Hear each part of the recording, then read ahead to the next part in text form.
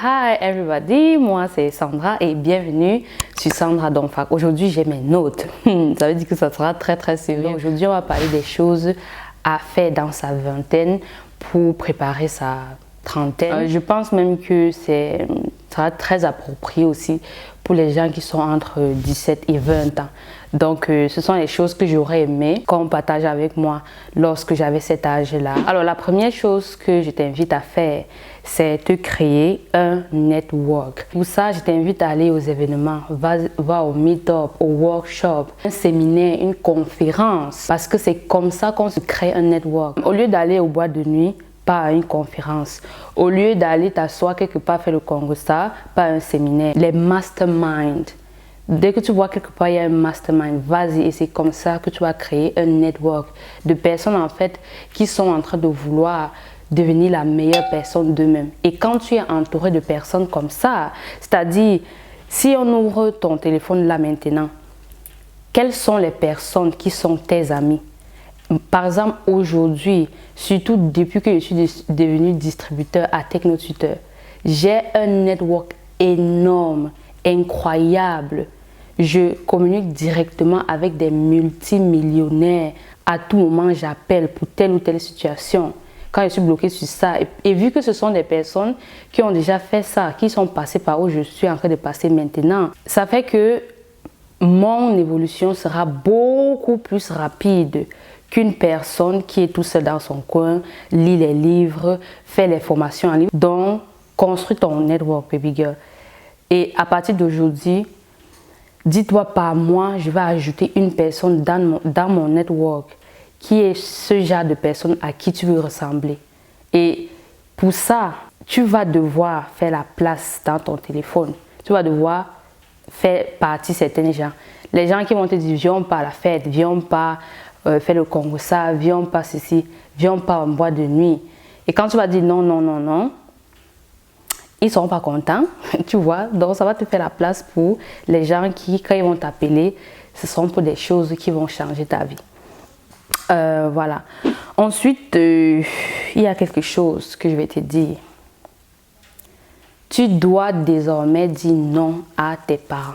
En fait, tu dois savoir que désormais, tu es l'autorité de ta vie. Ce ne sont pas tes parents l'autorité de ta vie. Et en fait, l'autorité, c'est croire en soi, en ses capacités et être dépourvu de doubt. Freedom from doubt. Doubt, c'est le doute. Voilà. Parce que pour pouvoir construire une vie où tu es surtout stable émotionnellement et tu sais ce que tu veux, il te faut ce qu'on appelle la certitude. You have to be certain. Et lorsqu'on est certain de ce qu'on veut, alors on est autorité de sa vie. Par exemple, moi, je ne suis pas chrétienne, ma mère l'est et elle veut que je le sois. Et ma réponse à ma mère, c'est non. Je lui dis non. En fait, vous passez le temps à seulement dire oui à vos parents parce que vous ne savez pas ce que vous voulez dans votre vie. C'est pour ça que dès qu'ils disent quoi, tu vas dire oui. Après, tu vas aller dans ton mariage, ta mère va encore venir diriger ton mariage. Et si tu es un homme, vice-versa. Et finalement, ça c'est leur mariage ou c'est votre mariage. Donc, tu dois apprendre maintenant, quel que soit l'âge que tu as. C'est vrai, comme j'ai dit, à un certain âge, parfois, tu dois seulement faire ce que les parents disent, sinon ils vont te dire que je ne te donne plus l'argent de ça. Ça, c'est le chantage émotionnel. Bon, parfois, il faut faire, mais c'est pour ça aussi que je vais dire quelque chose tout à l'heure. Tu dois te créer une liberté financière. Et pour ça, tu dois d'abord aussi passer par l'indépendance financière ou bien l'étape suivie. Peut-être, disons qu'en ce moment où tu me regardes, tu es en étape suivie. Étape suivie, c'est quoi? Tu n'as même pas assez d'argent, tu te bats pour payer le loyer, pour manger, pour te vêtir, pour avoir un toit. Maintenant, tu dois réfléchir comment quitter de cette phase-là à une phase un peu plus stable où c'est vrai, tu as encore un boulot quelque part, mais tu as au moins ce contrôle dans tes finances, que tu sais déjà comment épargner, on fait comment pour épargner. Je mets telle somme de côté. Par exemple, moi, si je n'étais pas extrêmement économe, je ne devais pas être où je suis aujourd'hui. Donc, c'est ça en fait qui est important, d'arriver donc à cette étape-là où tu es au contrôle et après tu quittes de cette étape à indépendance financière et après tu quittes de cette étape pour liberté financière, après abondance financière. Voilà donc, mais pour ça, il est important que parfois tu vas dire non à tes parents. Et ne dis pas parfois, en fonction de ce que tu veux dans ta vie et si tu sais pourquoi tu veux ça, quand ton parent va dire je ne veux pas que tu fasses ça, tu vas dire non, je vais faire parce que c'est ta vie et tu sais pourquoi tu es en train de faire. Ok? Voilà. Ensuite, j'ai à parler de ça, j'ai écrit ça, mais j'ai à parler de ça. Il faut donc que tu puisses être au moins financièrement indépendante. Et quand je parle de ça, je ne parle pas d'un mode féministe, de oh, j'ai pas besoin des hommes, les hommes, je suis grosse, je suis boss babe. Tu es boss babe. Les gens savent que la définition de boss. Allez regarder la définition de boss. B-O-S-S, ce que ça veut dire. Quand je parle d'avoir une indépendance financière, je parle du fait de pouvoir te créer une vie où c'est toi qui te paye, hein? C'est plus que tu dépends d'un salaire, d'un employeur. Voilà, c'est ça que je dis. Je ne parle pas de... Oh, il faut savoir que être une esclave, un esclave ou bien encore un travailleur dans une entreprise, tu n'es pas financièrement indépendante. Aujourd'hui, les femmes ont tourné ce mot, les féministes ont tourné ce mot à comme je travaille et je paye moi-même mes factures, ça veut dire que je suis indépendante financièrement. Non, il faut aller apprendre la définition des mots et non dire ça à votre sauce. Financièrement indépendant veut dire que tu te crées toi-même ton argent. Tu ne travailles pas pour quelqu'un et ce n'est pas une personne qui te paye. Et de là, tu peux donc définir en fonction de comment tu as travaillé ton salaire. Et liberté financière, c'est que tu es à ce niveau-là où ton argent travaille pour toi, où tu ne travailles pas beaucoup. Parce que être dans cette étape de indépendant financièrement, si tu ne travailles pas, tu n'auras pas l'argent. Et quand il dit tu ne travailles pas, ce n'est pas un mot de travailler pour quelqu'un. Si tu ne te mets pas au travail, tu n'auras pas l'argent. Alors que liberté financière, tu peux même faire 5 mois de vacances, mais tu auras toujours l'argent. Voilà. Et l'abondance financière, c'est avoir tellement d'argent que même tes générations sur 10 ans, s'ils veulent ne travailler pas, ils auront tout l'argent. Je dis toujours ça à tout le monde. Commence un business, quel que soit l'âge où tu es. Pourquoi? Parce que le business, c'est le seul endroit où tu vas vraiment apprendre à te connaître.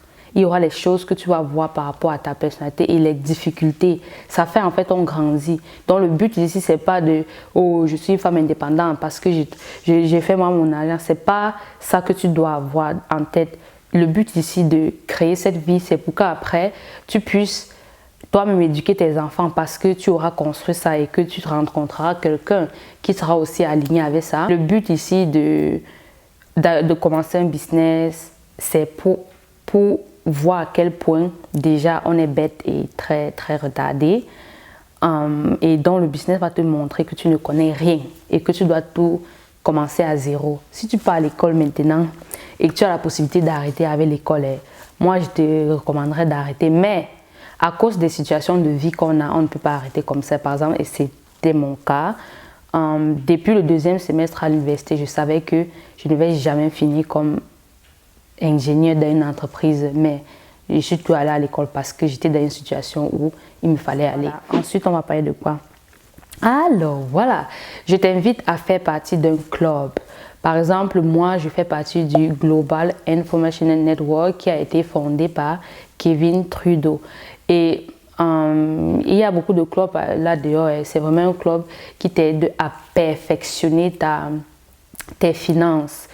Et donc, vraiment, comment est-ce que les riches pensent et comment est-ce qu'ils puissent y créer en fait ces richesses-là. Parce qu'on vit d'un monde tellement abondant, mais seulement certaines parties de la population qui bénéficient de tout ça. Donc, je t'invite à faire partie de ces clubs-là parce que déjà de le matériel qui est là, c'est-à-dire les cours que tu as en ligne et les événements, ça va te permettre de t'éduquer et la vraie éducation, pas ce que tu fais à l'école. À l'école, on ne t'apprend rien. Je te dis rien. Et donc, déjà, quand tu fais partie de ça, tu as des cours qui sont en ligne, tu as des audios, des vidéos, des recommandations de livres, de traitements, des choses extraordinaires. En plus de ça, tu as donc à chaque fois des groupes et c'est toujours ça. Rassembler des gens qui ont la même vision, la même façon de voir les choses. Et donc, tu seras au milieu des personnes qui vont te faire rêver grand. Tandis que si tu ne restes qu'avec les filles, que vous passez le temps à rester au téléphone, faire le congossa, aller seulement se balader, parler des hommes, oh les hommes sont les salauds, blabla. Voilà ton niveau en fait de vie où tu vas finir ta vie. Tandis que lorsque tu es au milieu et autour des personnes qui chaque jour passent le temps à dire oh je dois apprendre ça, je dois améliorer ça, je dois changer ça, ma relation de couple, qu'est-ce que je dois faire, qu'est-ce que je dois améliorer. C'est ça en fait ton quotidien et tout ce que tu vois c'est oh je dois encore m'améliorer, je peux faire plus, je peux accomplir plus. Une autre chose que je te conseille de faire c'est de t'entourer, surtout si tu es une femme, n'est-ce pas? On va prendre le cas si pour une femme. Si tu es une femme, je t'invite à t'entourer des femmes qui sont stables émotionnellement, des femmes qui, par exemple, si toi tu aspires un jour à te marier, entoure-toi de femmes qui sont mariées et qui ont des mariages fonctionnels, des mariages épanouis. Ne sois pas autour des gens que tout pour elle c'est insulter son mari, saboter tout, et elle vient et te dit comment c'est un salaud, un idiot, un imbécile. C'est ce que toi-même tu vas aller dans ton mariage dans l'avenir faire. Est-ce que tu veux ça ou bien tu veux plutôt un mariage fonctionnel où vous êtes en fait ce qu'on appelle une équipe, où vous travaillez ensemble afin d'accomplir vos rêves. Et donc, si tu veux ça, entoure-toi des femmes qui ont ça. Si tu veux créer cette relation fusionnelle, fonctionnelle là, ne sois non plus ami avec des féministes parce que tout ce qu'elle va te dire, c'est que les hommes sont des salauds, des imbéciles. Si tu es une femme et tu veux éduquer ton enfant toi-même à la maison, alors entoure-toi des femmes qui le font déjà et elles pourront donc être un exemple pour toi. Et ça va te permettre d'être sûr et rassuré que toi aussi tu vas arriver à le faire. Et je précise, entoure-toi des femmes qui le font et qui ont des enfants extrêmement intelligents, qui sont des enfants cool, des enfants respectueux, des enfants disciplinés, qui sont déjà responsables. Parce que si tu t'entoures des femmes qui éduquent les enfants à la maison, mais les enfants là sont bêtes et stupides, toi-même tu vas finir par aussi éduquer tes enfants dans ce sens. Ou encore, ça peut te pousser à dire « Oh, c'est pas possible, je préfère donc envoyer mon enfant à l'école. » Pour les hommes, c'est pareil. Si tu es un homme et tu veux être un homme qui dans son couple sera heureux, tu auras une famille épanouie et tout. Entoure-toi aussi des hommes qui sont des hommes responsables, pas des hommes qui passent le temps à dire un homme ça doit boire, ça doit crier fort, ça doit taper, bla bla. Ça n'a pas de sens. Entoure-toi des hommes qui sont des hommes responsables, qui au lieu de passer le temps à voir le football, pas te construire des business pour amener des millions à leur famille pour que déjà même toi la femme tu puisses être une personne qui va seulement rester dépenser à l'éducation des enfants. Parce que lorsque tu veux m'éduquer les enfants à la maison et que l'homme ne ramène pas assez d'argent, mais c'est stressant. Tu dois être cet homme-là qui va aller là dehors et mettre les choses en place parce que elle sera la structure de votre maison et ta femme sera en fait le côté fluide de ça. Voir que quelqu'un a fait quelque chose, ça vous donne déjà à 50% cette certitude que vous allez pouvoir le faire.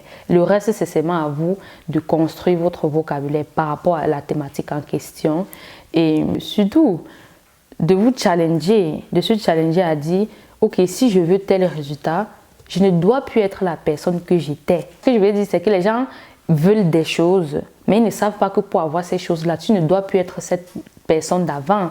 Tu dois changer pour pouvoir avoir les choses que tu n'avais pas avant. Si tu ne changes pas, tu vas continuer à avoir les mêmes choses que tu avais avant.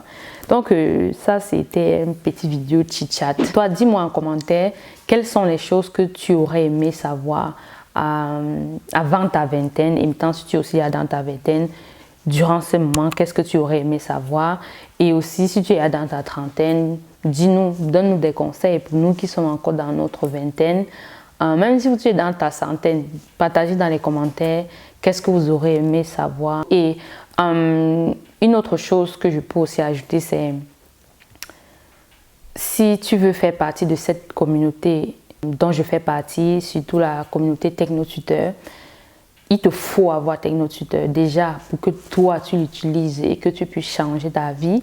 Et maintenant, le plus qui vient avec, c'est le fait d'automatiquement rejoindre cette communauté-là, qui sont des personnes qui veulent vivre la meilleure version d'eux-mêmes.